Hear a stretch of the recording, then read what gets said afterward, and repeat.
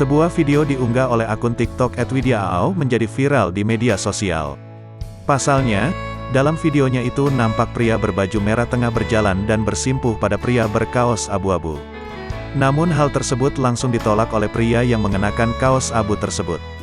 Pria berbaju merah itu pun langsung mencium tangan bapak yang mengenakan kaos abu-abu. Rupanya, pria berbaju merah tersebut merupakan pencuri motor.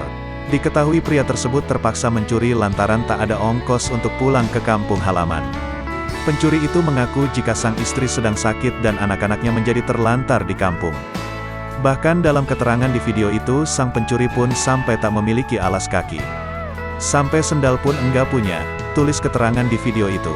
Alasan itu tersebut membuat bapak berkaos abu sang pemilik motor memilih untuk memaafkannya. Keduanya juga didampingi oleh Kejaksaan Musi Banyuasin, Sumatera Selatan.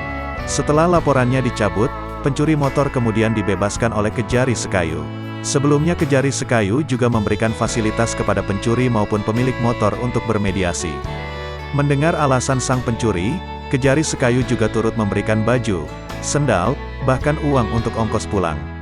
Ia pun tak hentinya mengucapkan rasa terima kasih dan bersujud syukur. Pengunggah diketahui bernama Widi, 25. Saat dikonfirmasi oleh Tribun Tanda Hubung Video.com pada Sabtu, tanggal 18 Desember tahun 2021, pemilik akun @widya_aau membenarkan kejadian itu. Widi, 25, menginformasikan jika kejadian itu terjadi pada Jumat, tanggal 3 November tahun 2021, di Kejaksaan Negeri Musi Banyuasin. Bulan November, tanggal 13 Kak, di Kejari Sekayu, terangnya.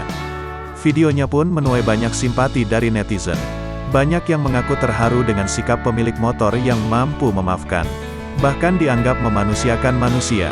Bapak yang motornya dicuri motornya kaya banget. Kaya hati enggak cuma memaafkan tapi juga memanusiakan manusia, tulis komentar @anisamember.mesglow.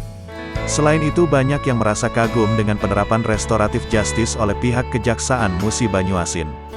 Serta mampu menegakkan hukum dengan adil dan berhati nurani. Terima kasih atas penerapan restoratif justice oleh Kejaksaan, ayo terus support Kejaksaan menegakkan hukum dengan adil dan dengan hati nurani, tulis pemilik akun @papeironi.